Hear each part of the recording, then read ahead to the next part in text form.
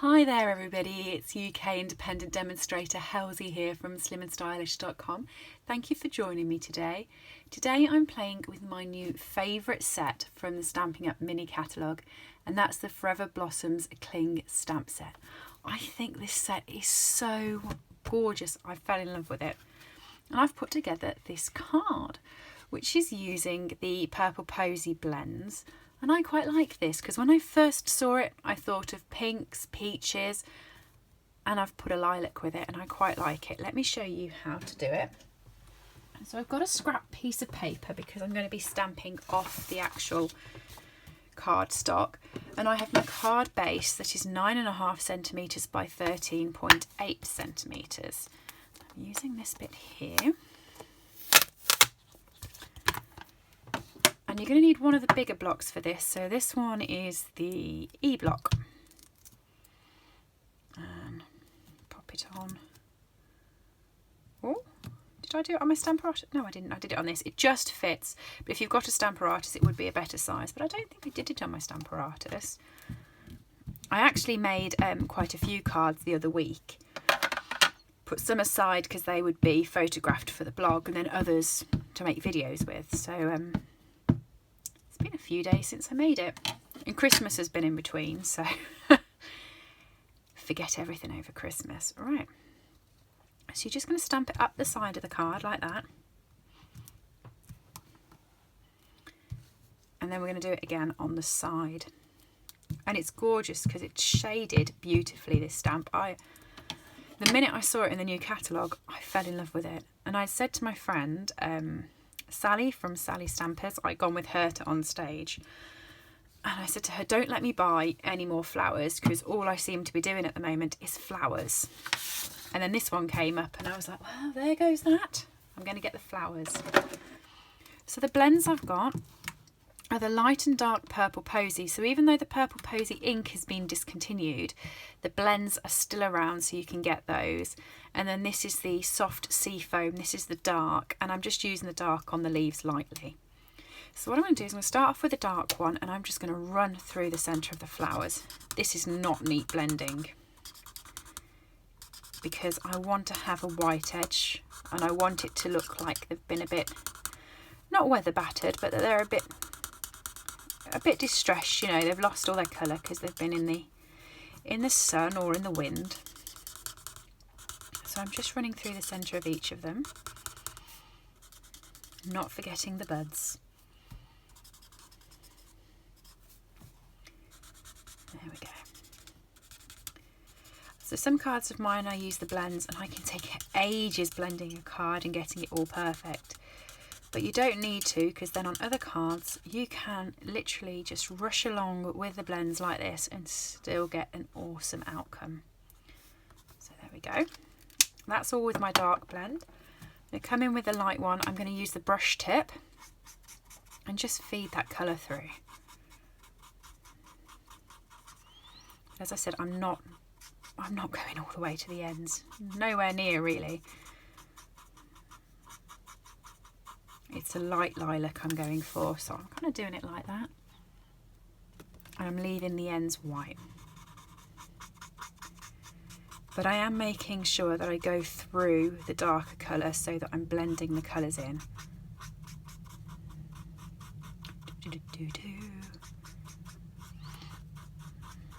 This is what I love about the blends. If you want to spend hours making a detail card, it will look fantastic.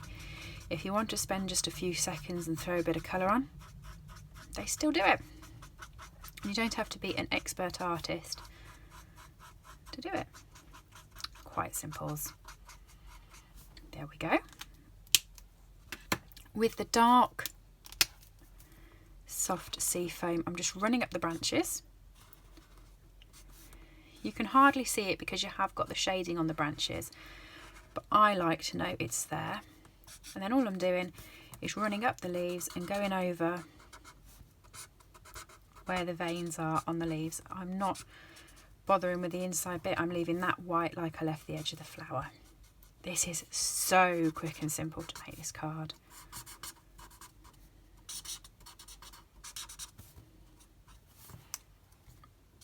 just doing the edges of the buds because they do actually have leaves on them. And that is all I'm doing for the blending and decoration.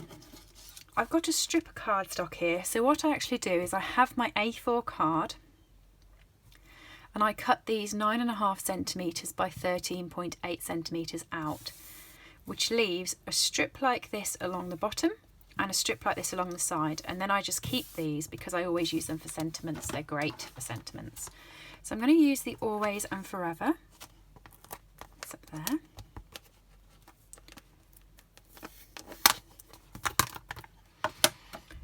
Pop it onto my block. I'm going to stamp it towards the edge of the cardstock. Just there will be perfect. Oh, the lid for my ink. I hate having inks on the side of my table with the lids off because I always think I'm going to put my arm in them. So I've got some purple posy cardstock here, and I also have the metallic edged white ribbon. So this comes with the white on the side. I'm going to grab my scrap paper that I have, not white on the side, it's white on the inside, silver on the outside. We also do another one that's cream on the inside and gold on the outside. That was what I was trying to say, but very wrong. I'm going to use my light purple posy and just go straight over this.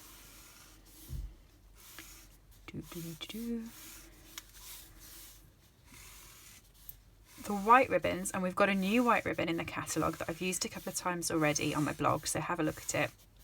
It's like a crinkle seam binding that's white.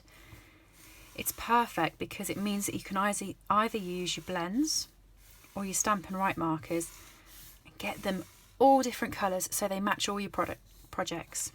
So is that long enough for a bow? I'm just going to do one more strip, I think. I'd hate to get the end and not have it long enough for my bow.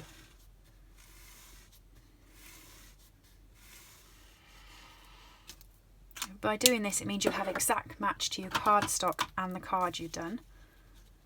So let's just snip that there. I don't know whether you can see I'd done it with a green before. So this will now be wet, so I'm just going to run it through the inside of here to dry it so I can add it straight to my card. But if you're doing it, I would just leave it for a few seconds before adding it to your card because you don't want the ink to transfer and stain your card. Okay, so this one's going at the top.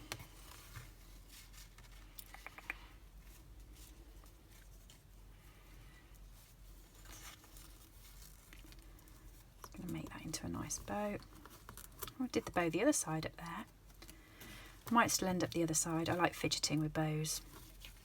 Do you know when I make the cards that I want to take a photo of or put on my blog, or when I make the first one that's not on camera, my bows are perfect. You wouldn't believe that, but they are. And then I come on the camera and I'm all fingers and thumbs with doing my bows. I know, daft. There we go.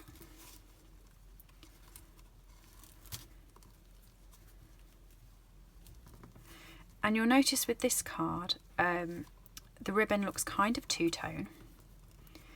That's exactly how I wanted it to be. If you wanted it to be a block colour, that's still fine. You can have it a block colour and you can use the blends to colour both sides of the ribbon. Because mine is both purple and white, I only did the one side. The purple's kind of gone through, but not as much as it has on the other side, so it looks kind of effective. I'm happy with that.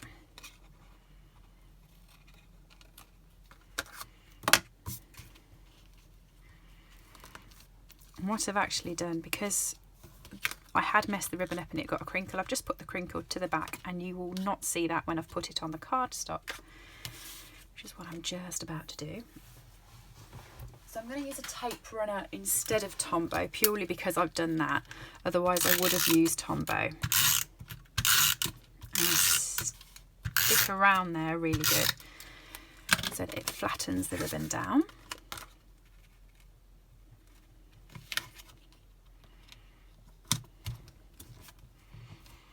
There you go, you wouldn't have known. For the Always and Forever, I'm just going to snip about there. I'm totally doing this by eye. Snipping up. Come in there. And make a tag.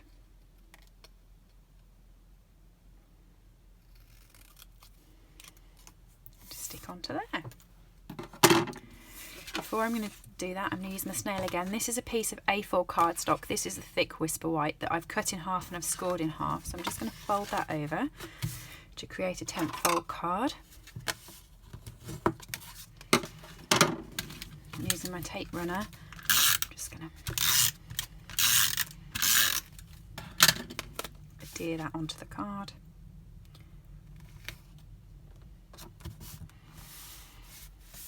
Pop this up on some dimensionals. New pack of dimensionals. I love opening a new pack of dimensionals.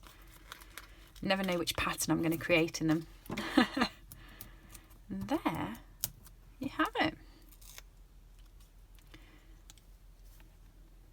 I'm going to take that all the way to the purple posy edge so it just hangs over. And there's your card using the Forever Bloom set from the new mini catalogue. This does have matching dies with it if you wanted to cut these out and stick them off and make it quite ornate. There is also paper that matches as well. You can find them all over on my blog, slimandstylish.com. Head up to the top and click buy and it will take you through to my store. You can pop anything in your basket, but do remember to use the hostess code and I'll send you a little thank you for shopping with me. If you want a copy of the catalogues, let me know.